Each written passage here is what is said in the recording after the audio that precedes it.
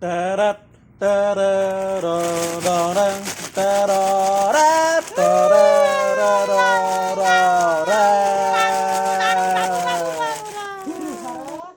Hura hura.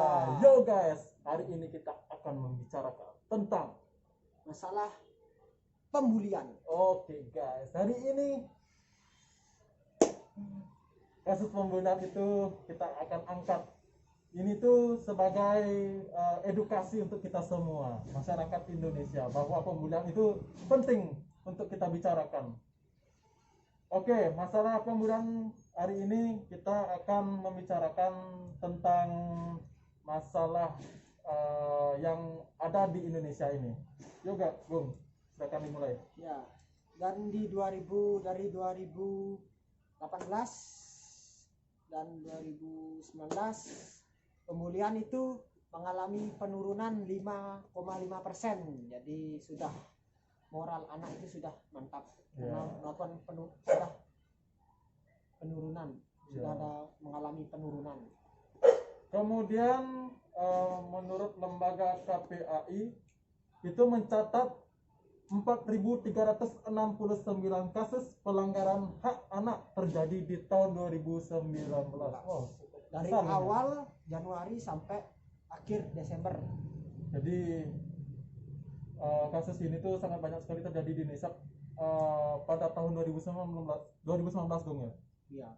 Jadi itu Komisi Perlindungan Anak Indonesia atau KPAI mencatat 4.369 kasus yang terjadi di seluruh Indonesia, yaitu beragam kasus itu. Beragam dari semua kasus, entah pembulian, pelecehan anak, atau semua kasus kekerasan Ya. anak dalam rumah tangga itu. Itu termasuk juga di sana. Digabung. Ya. Jadinya mencatat 4.369 pada tahun 2019. Ya. Kemudian peran KPAI itu sangat dipentingkan, Bung ya. Ya. Kemudian juga peran masyarakat, orang Ya. tua. Nah, kita ngomong peranan KPAI kenapa sangat penting. Ya, bisa Danara, silakan. Ya, karena peranan KPAI itu adalah merupakan lembaga yang khusus menangani masalah ya ini yang terjadi adalah pembulian seperti kasus-kasus Kasus seperti perlindungan anak. anak ya. Ya. Jadi selain peran dari KPAI ini, kita juga menggaungkan suara kita untuk masyarakat, yaitu peran masyarakat itu sangat penting menurut saya. Jadi melalui mengangkat suara melalui media sosial tentang pembunuhan itu, jadi masyarakat itu juga searching juga, saling mengetahui bahwa pembunuhan itu tuh dampaknya itu sangat berbahaya bagi anak-anak, untuk anak-anak bangsa itu. Kemudian peran orang tua, kenapa peranan orang tua itu sangat penting? Karena dari sanalah anak itu meniru Gaya hidup ya, orang tuanya. meniru dari sanalah. Jadi faktor ketiga itu sangatlah penting, mau baik dari lembaga, masyarakat, dan juga orang tua, itu sangat penting. Dan faktor sosial juga. Faktor sosial. Ada faktor sosial ini Faktor juga sosial. penting. Masalah pergaulan anak, bergaul dengan siapa. Ya, itu Jadi, juga kita faktor harus pantau. pergaulan Kita harus pantau. Jadi orang tua ini harus bijak. Ya, bijak. Ya. Jadi apapun yang dilakukan anaknya itu Dipantau. biar apapun ntar anaknya itu kan hasilnya dia tuh kan mempengaruhi jadinya ke depannya bagaimana anak itu tersebut. Ya. Kemudian lanjut, Gung. Setelah itu contoh Ya. pembuliannya. Contoh pembulian itu pada tahun 2019 itu kasus apa itu, Gung? Kasus pembulian itu ada banyak ya. Jadi kita ngomong tentang kasus pembulian menurut Menteri Sosial. Menteri Sosial. Khofifah Indar Parawansa. Indar Parawansa. Ya. Itu tuh mensurvei bahwa pada anak berusia 12 sampai 17 tahun 84% mengalami kasus bullying.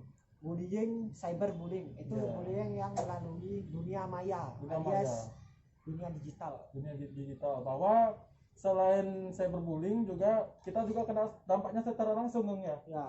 Bahwa bijaklah kita menggunakan media sosial. Jangan media sosial itu dijadikan sarana untuk kita saling menghujat, saling bullying. Menghujat. Salah Silahkan itu. kritik, silahkan, tapi diberikan saran, bukan kita ini nggak bagus, ini itu misalnya itu ini jelek, itu tapi namanya nggak berikan kritik saran. negatif, itu namanya kritik negatif. Itu bisa dikategorikan bulian juga, soalnya nggak ada saran. Kalau misalnya ini kurang baik, kita kasih saran supaya Sarannya lebih baik, seperti apa? Sarannya membangun ya. membangun ya, itu Jadinya silakan peran masyarakat itu sangatlah penting sekali. ya. Jadi terus Gong, Setelah itu kita masuk ke ini ya, bullying. Setelah cyberbullying kita masuk ke pembulian secara nyata di real life ya. Silakan Kanara dijelaskan. jadi bullying secara nyata itu adalah seperti yang tadi disampaikan, itu kita bertatapan muka langsung dengan orangnya. Jadinya kasus-kasus di 2019 itu kebanyakan secara real life, secara nyata. Selain itu juga selain itu juga 84% mengalami kasus bullying itu ditemukan adalah juga cyberbullying dari dunia maya. Ya, habis itu kita juga akan membahas tentang pengaruh psikis anak-anak yang terkena bullying. Jadi pengaruhnya gimana, Gung? Ya, jadi pengaruh untuk anak yang terkena bully di dunia nyata ya, real life. Kemungkinan pertama dia, contohnya bully di sekolah ya, dia akan malas masuk sekolah. Kenapa gitu? Sampai sekolah dilihat temannya soalnya kena bully gitu. Jadi kayak masuk, aduh malas sekali gitu. Misalnya sampai sekolah diejek-ejek, entah dari apanya, entah dari dibully dari fisiknya. fisik, Ya, itu. segi fisik. Jadinya orang yang dibully itu dia tertekan, bro, tertekan. Jadi stoplah bullying. Ya, Kalian tahu dampaknya kalau dibullying itu seperti apa. Setelah itu kedua ada mentalnya kurang percaya diriannya, mentalnya nggak stabil jadinya kita ke sekolah itu maksudnya kayak harusnya bahagia malah jadi pasti ketakutan kita ke sekolah, aduh pasti dibully, adalah caci maki gitu di sekolah. Itu tuh peranan guru juga di sekolah itu juga penting sekali tuh, penting bahwa kasus-kasus seperti ini ditindak tegas, harusnya ditindak tegas, di mana biar nggak kedepannya kasus pembulian di Indonesia itu semakin meningkat. Semoga saja tidak, Bang. Dan juga banyak sekali yang ada juga seorang anak di bawah umur sudah melakukan percobaan bunuh diri. Percobaan bunuh diri gara-gara bullying, mentalnya itu terganggu. Makanya kita sebagai manusia harus tahu dampak bullying itu seperti apa. Tapi penyebab dari bullying itu tuh mental. Jadi orang tua menanyakan, kok kamu seperti ini? Yang korban bullying ini dia tidak mau bercerita karena dia takut untuk menyampaikan pesannya ke orang tua gara-gara gangguan mentalnya terganggu. Jadi orang tua tidak tahu apapun anaknya, mungkin dia terbully di sekolah, orang tuanya tidak tahu karena anaknya tidak mau cerita. Jadi itu psikis itu sangatlah penting, mental juga penting. Jadi jangan kita saling membuli atau menghujat. Bijaklah menggunakan medsos dan juga bijaklah kita berkata bermoral itu. Ya. Kemudian contoh pembulian waktu tahun 2019 tentang siapa itu, anak kecil didorong naik sepeda. Dia menjual gorengan ya kalau nggak salah ya. Penjual apa ini? Kita lihat beritanya dari suara.com. Ini sudah pernah juga diunggah di penjual gorengan media sosial, banyak sekali juga yang mengunggah bahwa anak kecil ini, mungkin Anda tahu juga, anak kecil ini naik sepeda, dia menjual gorengan, kemudian didorong oleh salah satu pelaku yang di video ini. Dan ini nih sangat miris sekali ya, karena kenapa Gong? Karena ini kita sudah masuk media sosial, jadi harga diri dari sang anak ini jadi juga ada pembimbingan yang dilakukan oleh KPAI mungkin untuk anak ini. Mungkin KPAI bisa anak ini diberikan tentang ajaran moral di situ. Mungkin dia untuk memulihkan traumanya dia terhadap orang-orang sekitar, agar mindsetnya dia terbuka, biar nggak tertutup, apapun tertutup biar dia untuk kedepannya, biar dia mental dia itu stabil lagi. Iya. Itu sih untuk Kasus kasus bully yang di tahun 2019 itu. Kemudian juga ada kasus pembulian anak kecil memegang apa, amer anggur merah itu. bukan pembulian itu, bro. Apa itu?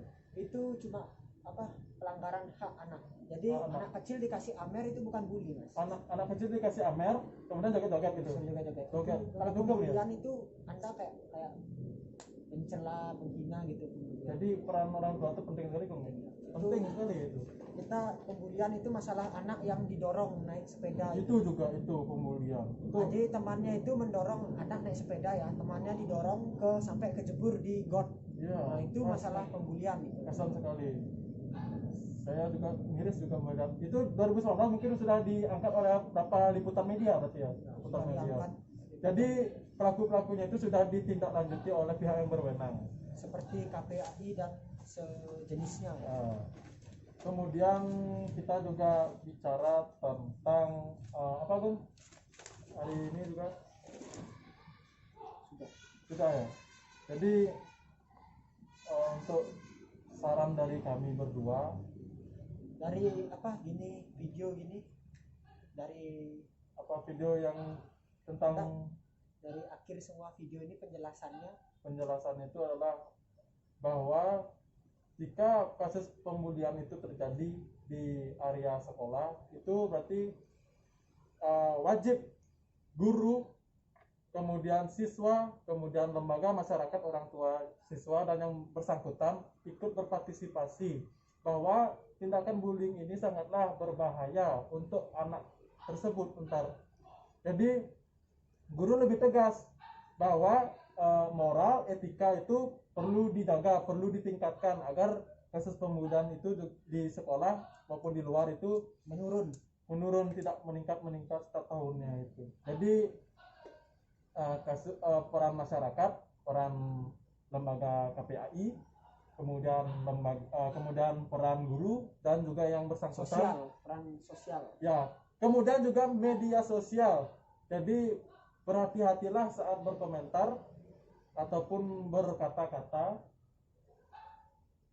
di media sosial, karena sebuah kata-kata yang sensitif itu bisa merusak mental orang tersebut yang Anda jadi sasarkan itu. Jadi stop bullying. Kita akan mendukung sepenuhnya kepada lembaga KPAI, Gung, ya, untuk bertugas. Kita mendukung sepenuhnya.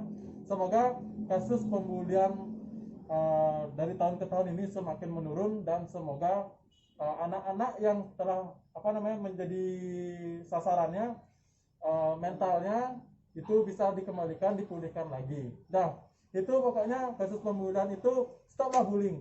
Jadi bijaklah menggunakan media sosial.